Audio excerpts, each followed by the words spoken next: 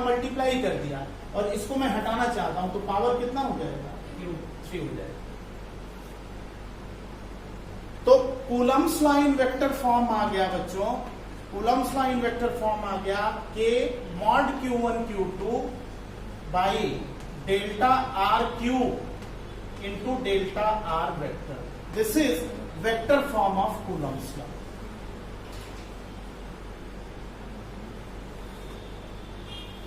NCERT में ये formula तो दिया हुआ है, ठीक है ना, पेज 12 में देखो बेटा, ये फार्मूला दिया है, लेकिन ये डेरिवेशन नहीं दी हुई है पेज 12 पे, Coulomb's law in vector form.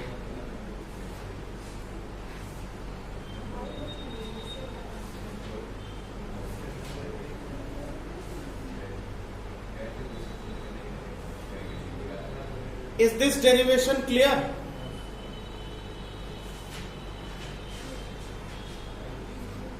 अब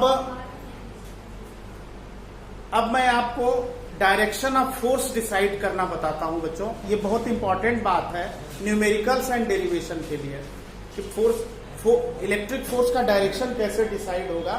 फिर हम लोग कुछ न्यूमेरिकल्स डिस्कस करेंगे। ये तो आपने नोट कर ही लिया।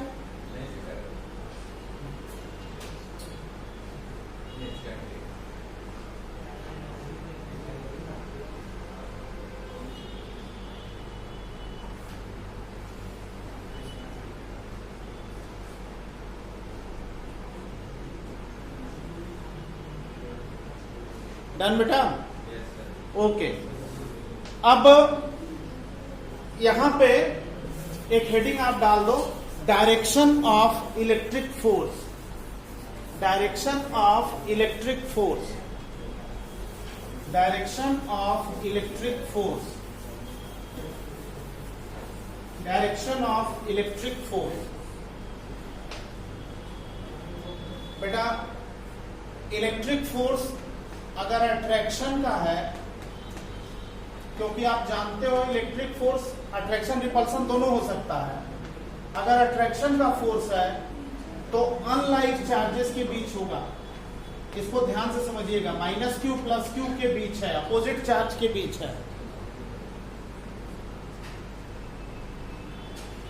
अट्रैक्शन के फोर्स का डायरेक्शन कैसे डिसाइड करेंगे ये मैं आपको बता रहा हूं। Q1 -q है और Q2 जो है +q है बेटा।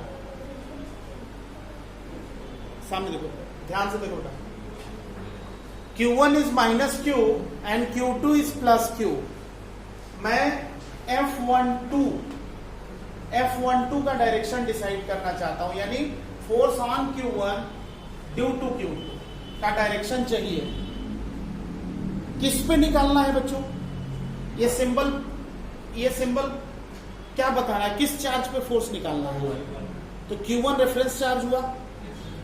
रिपल्सन में आप एक लाइन हमेशा के लिए, अट्रैक्शन में एक लाइन हमेशा याद करिए, away from reference charge, away from reference charge between both the charges. देख लीजिए, away from reference charge between both the charges, attraction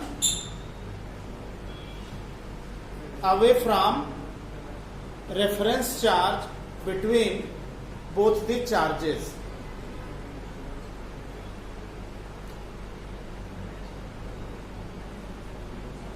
away from reference charges, away from reference charge between both the charges। F12 force on Q1 due to Q2, Q1 पर Q2 का attractive force कैसे पता चला attractive है? कैसे पता चला बेटा कि अट्रैक्टिव है? अपोजिट चार्ज है। रेफरेंस चार्ज Q1 है, ये कैसे पता चला? सिंबल से। अट्रैक्शन का फोर्स, ध्यान से सुनिए, अट्रैक्शन का फोर्स रेफरेंस चार्ज से अवे होगा दोनों चार्जेस के बीच, यानी F12 का जो डायरेक्शन है, F12 का जो डायरेक्शन है बच्चों, वो ये होगा। Force on Q1 due to Q2 attraction का अगर है तो इधर होगा।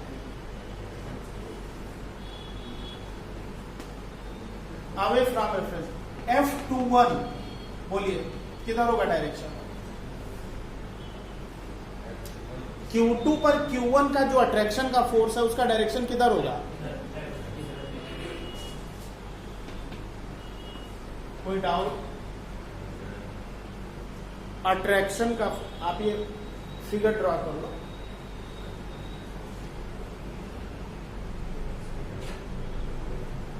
चार्ज Q1 पर Q2 का attraction away from reference charge होगा बिटवीन बोथ दी चार्जेस, यानी इस चार्ज को ये वाला चार्ज अपनी तरफ अट्रैक्ट करेगा। राइट से लेफ्ट F21 आएगा ना? हाँ, इधर से इधर लेंगे तो F21 है और इधर से इधर लेंगे तो ये F12 है।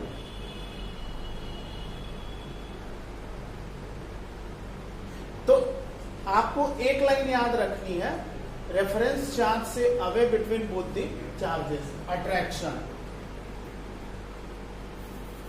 अच्छा, एग्जाम्पल के तौर पे मैं आपसे पूछता हूं, आप बताओ बेटा, यहां प्लस क्यू है, यहां प्लस क्यू है, यहां माइनस क्यू है और यहां 2Q है, ठीक? Plus Q minus Q 2Q। अच्छा, चूंकि अभी अट्रैक्शन ही हम डिस्कस कर रहे हैं तो मैं माइनस क्यू पर प्लस क्यू के फोर्स का डायरेक्शन पूछ रहा हूं। बताओ बच्चों, फोर्स इस पर, इसका फोर्स किधर होगा? इस वाले चार्ज पर इसका फोर्स किधर होगा? बिल्कुल सही, करेक्ट, इधर होगा। कोई डाउट? माइनस क्यू पर प्लस क्यू का जो फोर्स है वो इधर होगा। कोई डाउट है इसमें किसी को? अट्रैक्शन। माइनस क्यू पर 2Q का फोर्स किधर होगा? माइनस क्यू पर 2Q का फोर्स किधर होगा? 2Q की तरफ। कोई दिक्कत बच्चों? कोई दिक्कत? क्लियर है ना? माइनस क्यू रेफरेंस चार्ज है तो माइनस क्यू पर इस वाले चार्ज का फोर्स रेफरेंस चार्ज से अवे, माइनस क्यू पर इस वाले चार्ज का फोर्स रेफरेंस चार्ज से अवे। ये फिगर भी वहीं बना लीजिए समझने के लिए।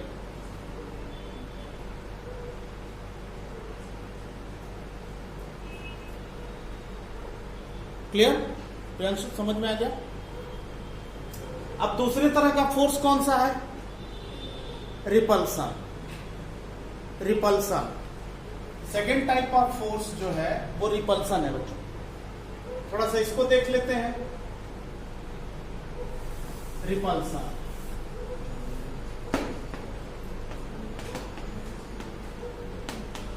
रिपल्सन एक लाइन सिर्फ लिख लीजिए, towards reference charge. Repulsion towards reference charge, towards reference charge, towards reference charge between both the charges, towards reference charge between both the charges।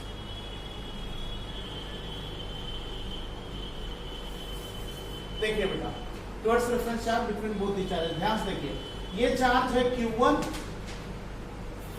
ये Q है, ये 2Q है, ये चार्ज Q1 है और ये चार्ज Q2 है। मैंने F12 आपसे पूछा, F12 का डायरेक्शन बताइए। बताओ बच्चों, Q1 पर Q2 के फोर्स का डायरेक्शन बताइए, रिपल्सन का। Towards Q1। कोई दिक्कत? कोई दिक्कत बच्चों? रिपल्सन जिस चार्ज पे आप निकालेंगे उसी की तरफ एरो होगा और अट्रैक्शन जिस चार्ज पे निकालेंगे उससे अवे होगा। तो अब आप 2Q पर F21 का डायरेक्शन बताइए। टुवर्ड्स 2। वेरी गुड, बस यही याद रखिए और इससे जो है सारे न्यूमेरिकल सॉल्व हो जाएंगे।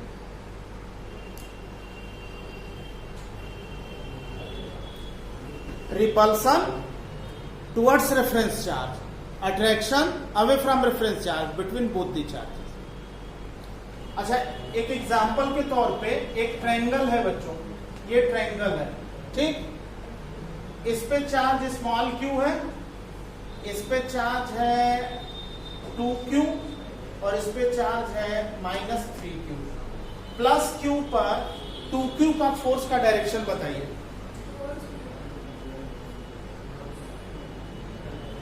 बोलो बताओ।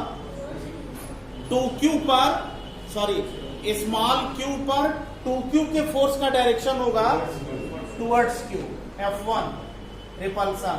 स्मॉल q पर -3q के फोर्स का डायरेक्शन टुवर्ड्स, इस पर इसका फोर्स किधर होगा? अट्रैक्शन -3q की तरफ। ये अट्रैक्शन हो गया, ये रिपल्सन है। Repulsion towards reference charge, attraction away from reference charge between both the charges. सबको क्लियर है बेटा? डायरेक्शन क्लियर हो गया? कोई दिक्कत नहीं है ना? एक क्वेश्चन देता हूं जो बहुत इंपॉर्टेंट है किसी भी एग्जाम के लिए, और ये आज के लिए लास्ट क्वेश्चन है। लिखो तो बेटा जरा। two charges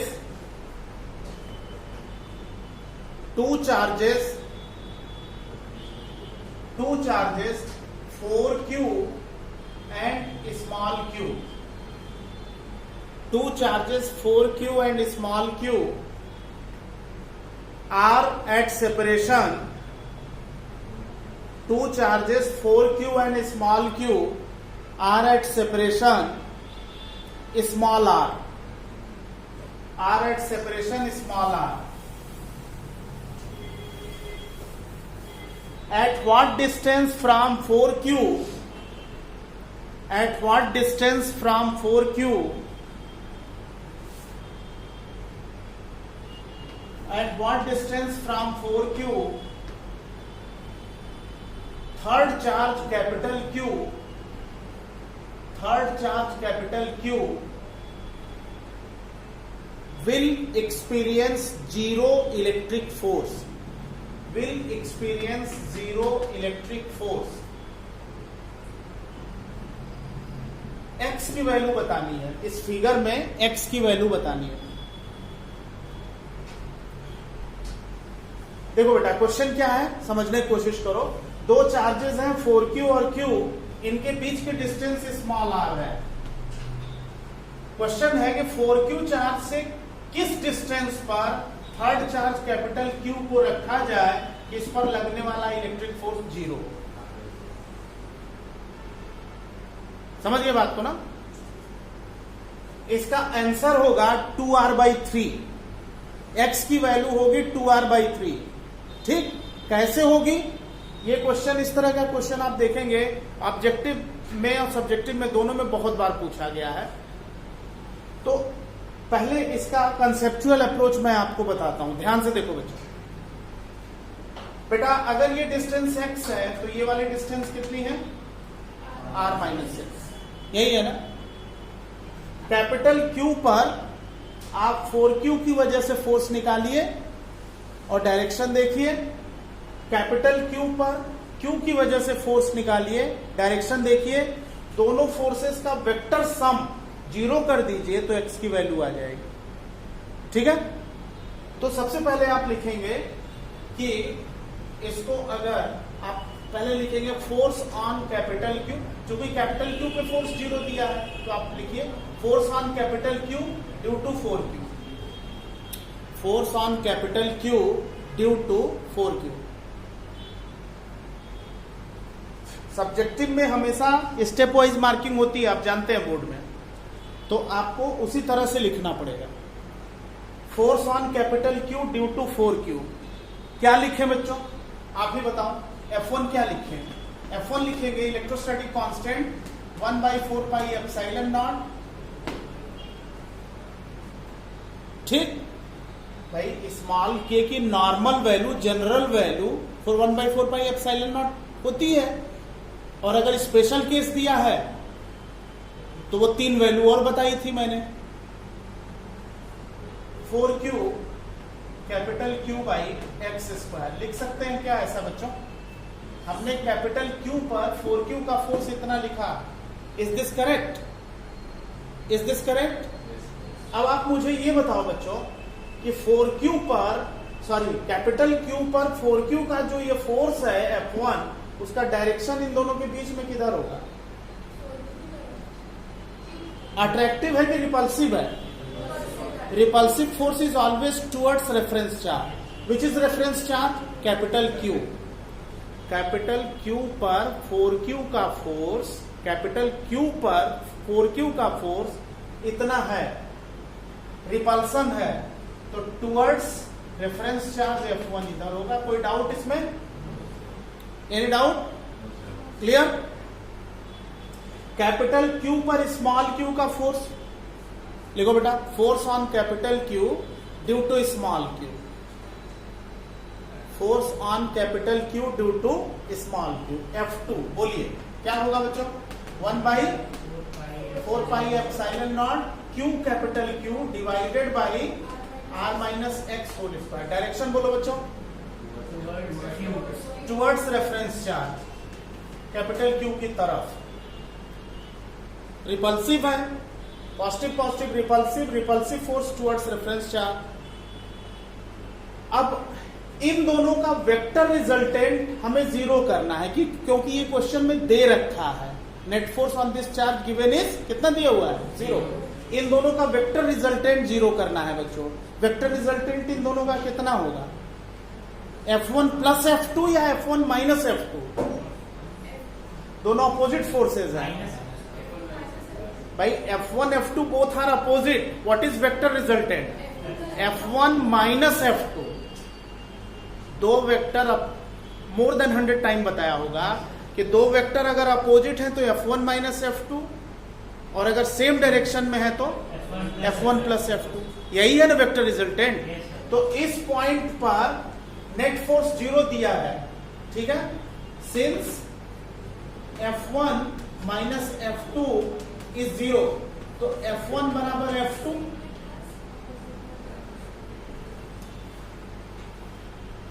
net force given is 0, तो F1 minus F2 0। F1 minus F2 इसलिए किया बेटा कि क्योंकि दोनों फोर्स अपोजिट हैं, तो इनका जो नेट फोर्स होगा वो F1 माइनस F2 होगा। 0 कर दिया तो F1 बराबर F2। अब आप F1 की ये वैल्यू यहां पुट करो बेटा, और F2 की ये वाली वैल्यू यहां पुट करके X की वैल्यू निकालिए। Find out, everyone find out.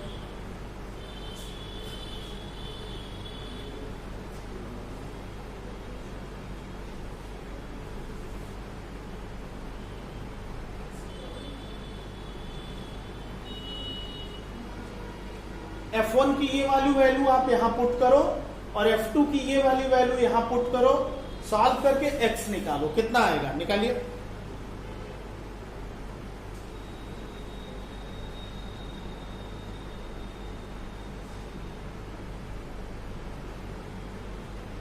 यहां से मैं ऐसे लिख देता हूं, देखिए इसको लिख दूंगा मैं, F1 की जगह लिखूंगा 1 by 4 pi epsilon not 4Q capital Q by x square, और F2 लिखूंगा बच्चों 1 by 4 pi epsilon not F2 ये लिखूंगा Q capital Q upon R minus x का whole square. 1 by 4 pi epsilon naught cancel, Q और Q cancel, तो इसके just बाद मैं लिखूंगा 4 by x square is equal to 1 upon R minus x का होल स्क्वायर। कितना आया X? 2R by 3। इतना ये स्टेप समझ में आ गए सबको? क्लियर? अब देखो बेटा, ये वाला स्टेप आया, इसको मैं इसके बाद यहां पे लिख देता हूं, ऊपर लिख देता हूं 4 बाई एक्स स्क्वायर को मैं लिख देता हूं 2 बाई एक्स का होल स्क्वायर, और RHS को लिख सकता हूं 1 बाई R माइनस एक्स का होल स्क्वायर। लिख सकता हूं क्या ऐसा? इसको अगर मैं ऐसे लिखना चाहूं तो लिख सकता हूं ना? स्क्वायर कैंसिल कर दो बच्चों, स्क्वायर दोनों साइड कैंसिल कर दो, कर सकते हैं। स्क्वायर दोनों साइड आपने कैंसिल कर दिया तो एलएचएस में क्या बचा 2/x, आरएचएस में क्या बचा 1/r minus x. Cross multiplication करके सॉल्व कर दो तो x की वैल्यू 2r/3 आ जाएगी और आपको 3 मार्क्स मिल जाएंगे सब्जेक्टिव में। Method is clear. इस तरह से ये 2r/3 आंसर आ जाएगा बच्चों। लेकिन अगर यही क्वेश्चन ऑब्जेक्टिव में है जेईई नीट में या बोर्ड एग्जाम में तो इसको आप 10 सेकंड में कर सकते हैं, no need of any calculation. कैसे कर सकते हैं वो भी बता देता हूं आपको। Conceptual approach is clear. अब इस क्वेश्चन को हमें इमीडिएटली, भाई 4q की जगह 2q भी तो हो सकता है, 3q भी हो सकता है, q/2 भी हो सकता है, वैल्यू तो कुछ भी हो सकती है ना। तो क्या शॉर्टकट मेथड यूज करते हैं, इसको नल पॉइंट बोलते हैं बच्चों। ये जो पॉइंट है इसको क्या बोलते हैं, क्योंकि इस पर चार्ज पे नेट फोर्स क्या है 0, तो इसको न्यूट्रल पॉइंट या नल पॉइंट बोलेंगे। तो नल पॉइंट की लोकेशन निकालने के लिए जो शॉर्टकट है वो मैं आपको बता रहा हूं, ध्यान से देखो बच्चों। देखो बेटा, बहुत क्लियरली समझ लो कि अगर दो चार्जेस हैं Q1 और Q2 और सेपरेशन R है बेटा, ध्यान से समझिएगा। कैपिटल Q पे फोर्स 0 है, ये x1 निकालना है, मान लीजिए ये x2 निकालना है या x निकालना है। आप कुछ मत करिए, no need of any calculation in objective. x R upon, सुनोगे ही नहीं, ध्यान से सुनोगे तब तो आएगा। x की वैल्यू निकालनी है, दोनों चार्जेस के बीच डिस्टेंस r ले लिया, हमें x निकालना है। जो डिस्टेंस निकालनी है उसके अपोजिट चार्ज को रूट में ऊपर लो बेटा, और इस वाले चार्ज को नीचे डिवाइड करके रूट के बाहर +1 कर दो, आंसर आ जाएगा। लेकिन ये एप्लीकेशन केवल शॉर्टकट में अलाउड है, सब्जेक्टिव में नहीं यूज करेंगे आप। आपको x निकालना है, r ले लीजिए, x के अपोजिट जो चार्ज है रूट में ऊपर लीजिए, इस वाले चार्ज को नीचे ले लीजिए डिवाइड करके, और रूट के बाहर +1 कर दीजिए, आंसर आ जाए।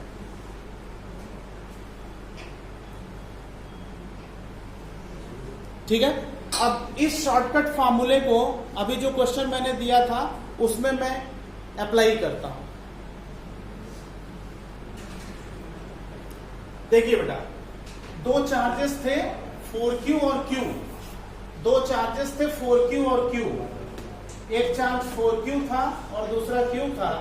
कैपिटल Q पे फोर्स 0 है, x निकालना है, r डिस्टेंस है। बोलिए आप लोग बोलो, यहां मैं कर रहा हूं, x निकालना चाहता हूं, बोलिए r डिवाइडेड बाई क्या लिखूं, अंडर रूट क्या लिखूं, q/4q, और रूट के बाहर कितना आ गया बच्चों 10 सेकंड में आंसर आ गया। अब नल पॉइंट लोकेशन का कोई भी क्वेश्चन होगा ऑब्जेक्टिव में, आप उसको 10 सेकंड में कर सकते हैं, बाकी बच्चे 4-5 मिनट में करेंगे। ठीक है।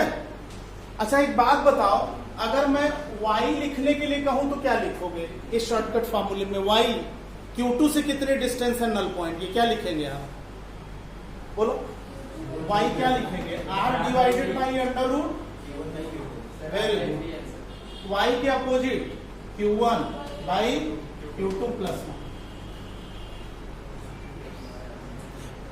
भाई जैसे ये क्वेश्चन था कि 4q से नल पॉइंट की डिस्टेंस बताइए, तो आपने 2r/3 बताया। अगर इसी क्वेश्चन में कहता कि स्मॉल q से नल पॉइंट की डिस्टेंस बताइए तो क्या आंसर होता, देख के बताइए। No need of any calculation. y निकालने के लिए कहता तो आप क्या करते, y निकालना है अगर आपको यहाँ पे, तो y में आप r डिवाइडेड बाई y के अपोजिट 4q बाई q +1 कितना होता बच्चों, r/3। समझ में आ गया, क्लियर? तो इस तरह से जो है सब्जेक्टिव और ऑब्जेक्टिव क्वेश्चन के बीच डिफरेंस पैदा होता है, क्योंकि ऑब्जेक्टिव में भी हम सारे क्वेश्चन ऑब्जेक्टिव में अगर हम सब्जेक्टिव अप्रोच ही यूज करते रहेंगे तो हमारा बहुत सारा टाइम वेस्ट हो जाता है और हम कंप्लीट नहीं कर पाते हैं। ठीक है बच्चों, आज इतना रखिए, बाकी फिर नेक्स्ट क्लास में डिस्कस करते हैं।